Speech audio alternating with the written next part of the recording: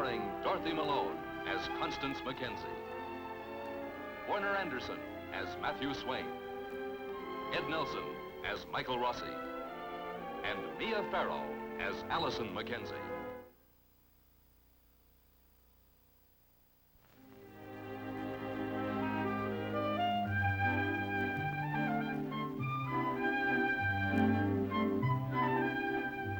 To some, New York City is a place of excitement, of glamour. To Betty Harrington, fleeing from a life that has become intolerable, it is a place of refuge, a place to start afresh. Betty has little real hope and virtually no money. Betty Anderson, Peyton Place. Peyton Place? Sounds small. Yes, it is. When did you leave? Just a few weeks ago.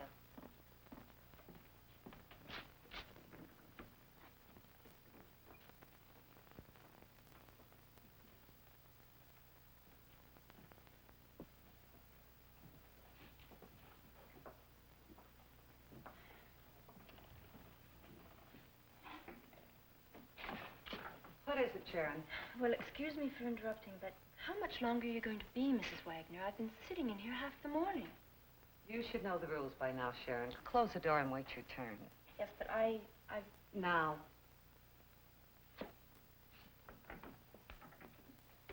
First time in New York?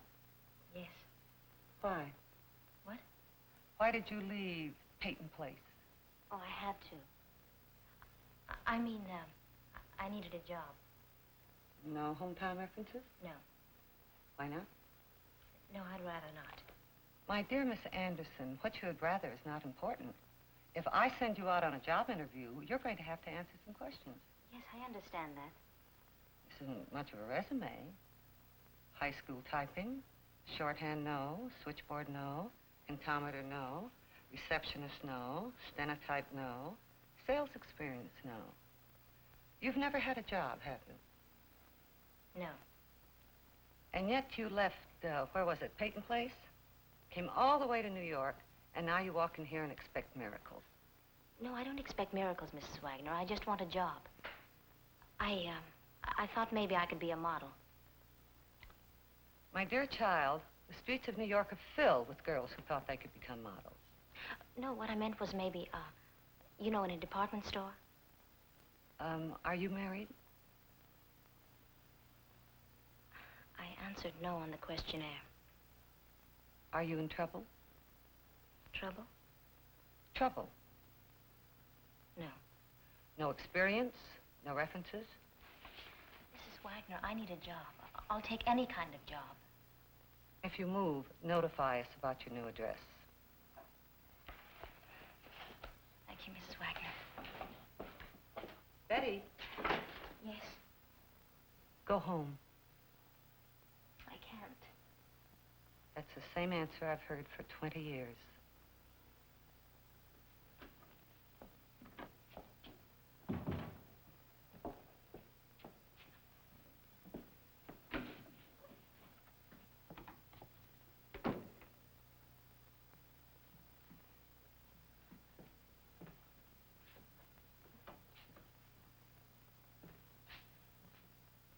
Here. Thanks. That better? The old crow give you a rough time? Don't expect miracles? Well, that's standard routine. Oh, she sure makes you feel warm all over, doesn't she? I'm Sharon. Sharon Purcell. Hi, I'm Betty Anderson. Hi, Betty Anderson. Is your first time in New York? Yes. First agency you've tried? I saw the sign downstairs. Now, laughing, girl, and there's really put the Indian sign on you. Well, come on, there's an automat right downstairs. An automat? Oh, you are new in town. That's coffee. And you may learn to live on it. Oh. Come on, you look as if you need a friend. Where are you from, Betty? I'm from Peyton Place. Peyton Place? It's a small town in New England. That figures. You really will need a friend.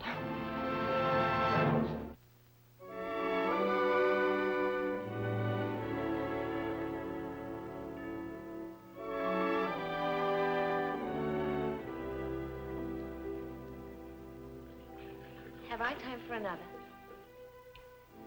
Just about.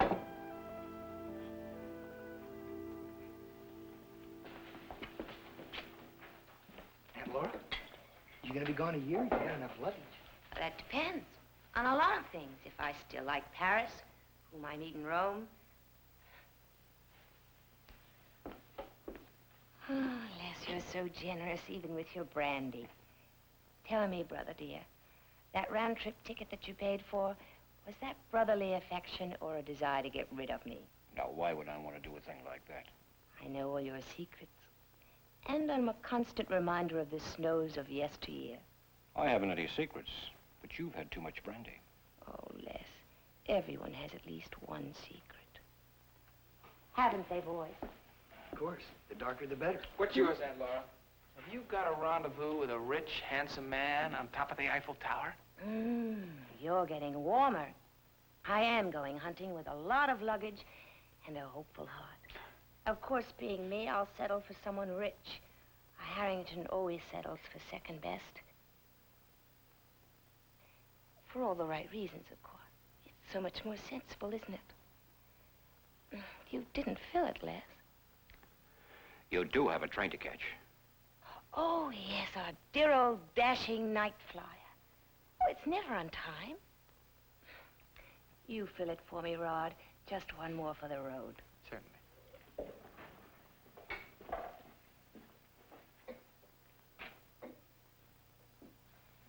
Well, where were we? You were being more sensible. Oh, yes, as I was saying, a family trait. You learn it at your father's knee, or at your brother's, as the case may be. Oh, thanks, Rod. That's more like it. You take after your mother, at least in generosity.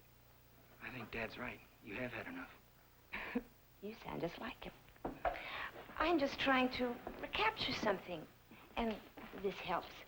Everyone has it when he's young, even a Harrington.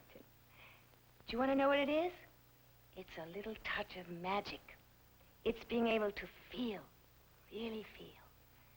Oh, of course, it doesn't last very long. It's like the snow on the common. One day, you're a schoolboy playing with snowballs, and the next day, the snow is all swept away, and you're a middle-aged man who are looking for gray hairs. Oh, time's a cheat. Don't count on it. Your mother's gone, Norman. Accept it. Don't sit here resenting your father. You make up your mind what you want to be before he does it for you. Do something. Like what? You're a smart boy. You think of something. And look at you. You think you have all the time in the world to make up your mind. You're a married man without a wife. What do you want? I don't know. Betty wasn't such a bad choice. If you think you want her back, go find her. But if you've made up your mind that she's second best, then finish it. Laura, I just called. The train's on time. Rod, would you get my coat, please?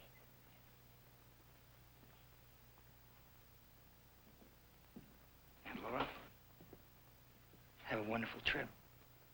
I expect a postcard from you when you go away to college. Don't forget the Eiffel Tower. Bring us back a trophy. Oh, I'll try. I'll really try. Stop being confused, Rod. Don't wake up some morning and find the magic isn't there anymore. Go after it now, before it's all gone.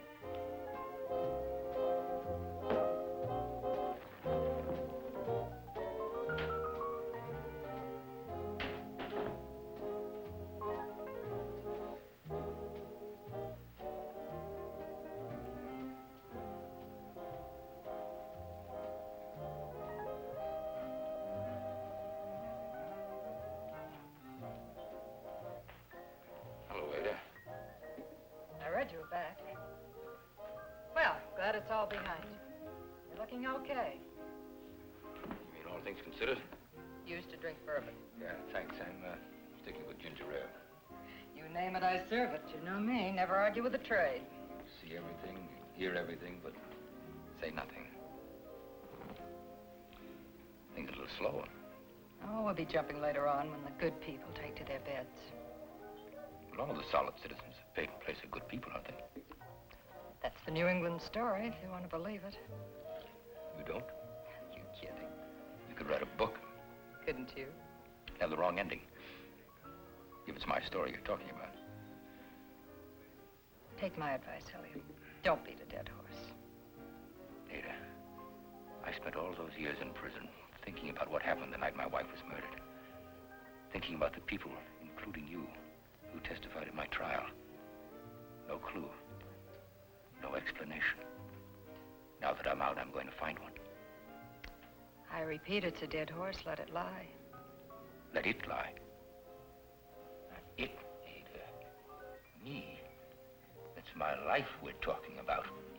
1/3 of it wasted for a crime I didn't commit. Sorry. Sorry. There's still people here who were around at that time.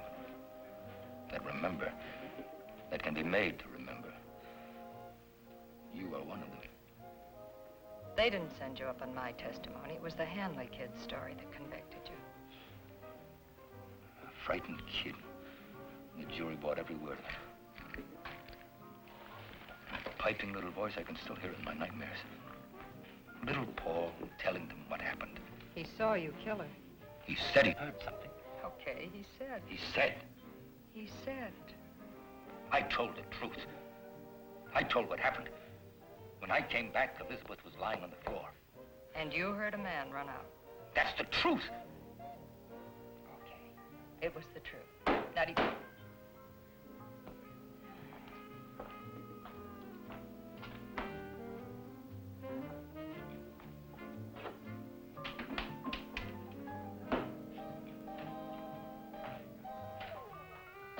So, you had a rough time. Well, at first, You got used to it? no. Well, it's over. I'm on parole. Stay out of trouble. Oh, Ada. Look, you're still a good-looking guy. Thanks. I remember when you came back in uniform. You were still thin to the bone. I felt sorry for you. Why? Because of her. I knew about her. What was she seeing? A lot of guys at first. And then? And then she stopped seeing them. Who was he? I wouldn't know. Yes, you would, Ada. You would know. I don't. Ada, someone did run out of there. You said so. That was the truth. Back to that again, huh? Let it lie, Elliot. I can't. You're free. No, I'm not free. Not yet. I'm not free. I've got to know. Who was my wife seeing, Ada? Who was he? I don't know. You must have heard something. I've got other customers. Ada, you gotta help me. You've got to tell me. You've got to. Watch yourself, Elliot. You're on parole. Ada. Ada.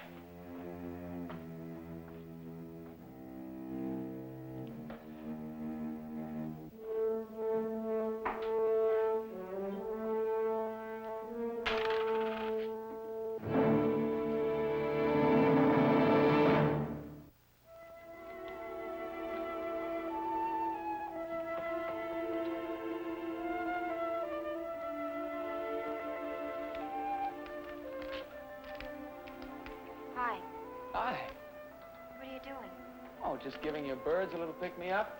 They don't need it, Rodney. I told you they're very hard and tight. Well, it's a cold night. They're used to it. Maybe they are.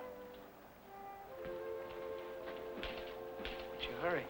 I have to go to the library. Well, I'll drive you. No, I'd rather walk. I'll pick you up afterward.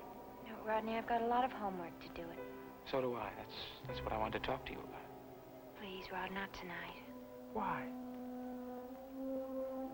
Have you heard from Betty yet?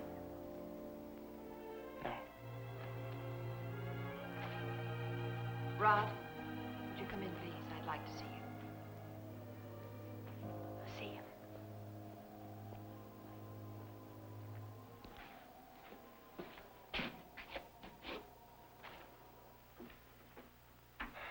I was just passing by. I dropped Aunt Laura off at the station. Come in, Rodney.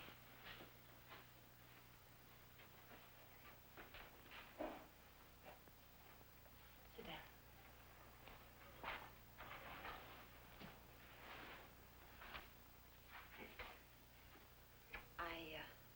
I think we both know what I'm going to say. You don't want me to go on seeing Allison? It isn't very fair, is it? Well, it doesn't seem to bother her any. She's too busy with her books and her birds. She's been deliberately avoiding you. You should know that. Yes, and I'm not allowed to forget why either. Why should you? Mrs. Mackenzie, I just wanted to talk to her. There's no one to talk to at home.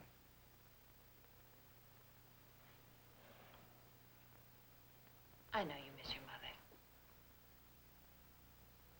Yes, we never talked much. I didn't grow up in a home like this. I mean, it must have been different for Allison. She could talk to you. But you had advantages that I couldn't give her. Yes, I know. They let me think the whole world belonged to Rodney Harrington. Wasn't a thing I couldn't do, not a thing I needed, and not a thing on my mind except the next date, the next girl. And they were always waiting. It was a great life. You've made mistakes, but everybody has. Not like mine, not people like you and Allison. You can always start over, Rodney. You're young. Oh, yes, I'm not quite 21. I'm married, but I'm not married. I have a wife, but she's not around. My father's trying for annulment. He'd settled for divorce. I'm a symbol of something or other. I have a great deal to look forward to. We can't cry over our mistakes, Rod. We learn to live with them. That's easy for you to say. Oh, it all slipped by so quickly. If only I had known Allison sooner. You could have. Norman did. Do you know, I used to kid Norman about putting her up on a pedestal. He told me once, he said, don't you change Allison's values. I didn't even dig what he was talking about. Mrs. Mackenzie, you can live in the same house with somebody and not speak the same language.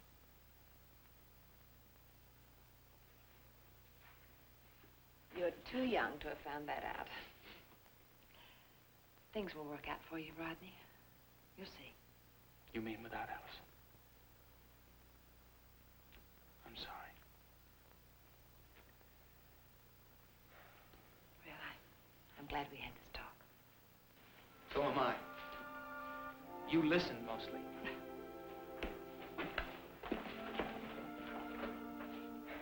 Mrs. Mackenzie, you don't have to worry about Allison. You never did. You've given her all the things that you believe in. I never thought I'd envy anyone.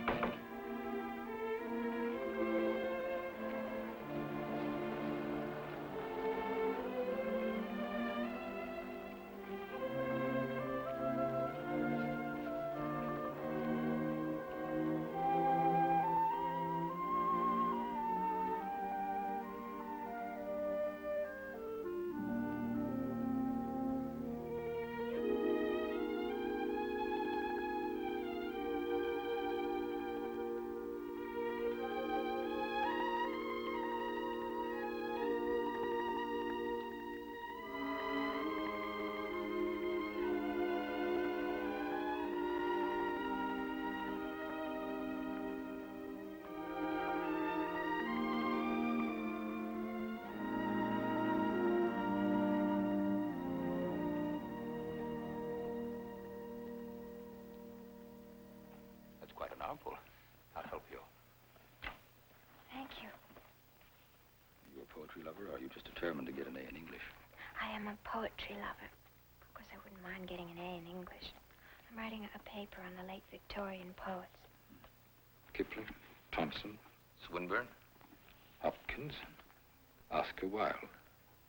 Oscar, Fingal, O'Flaherty, Willis, Wilde. I love saying that. You like his poetry? What I've read of it. What have you read?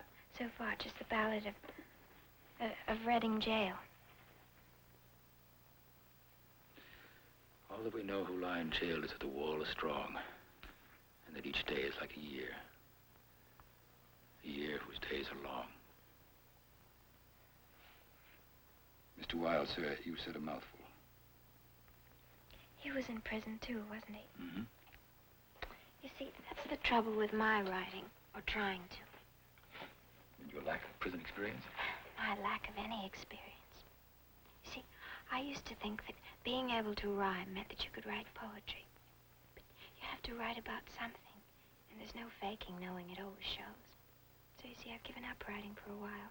Oh, I'm sorry to hear that. I like the ones I read. Mine? Mm-hmm. The Clarion. Oh. Well, I'm glad you like them. But, I can't go on writing about seagulls and flowers forever. You think that experience is the price of understanding? Well, isn't it? No. Experience isn't always a life with a capital L. Being locked away from life is also a form of experience. Like Emily Dickinson. She's a good example. But you have made up your mind to be a writer. Well, not in a definite sort of way. Only on Mondays and Thursdays. Well, Mother at least thinks I have talent. You're not going to take her word for it, no? Well, Mother is a very honest person, but even she has her prejudices. It's closing time.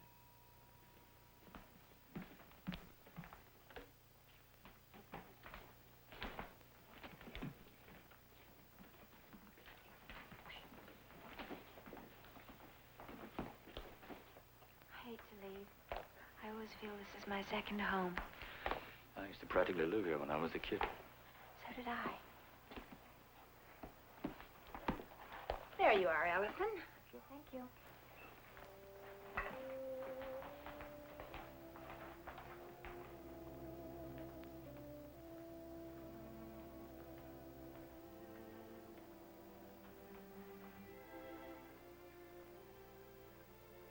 I hope I'm not kidding myself. Maybe college will just be college. Well, that depends on what you want out of it. Merely the impossible. You can't major in growing up.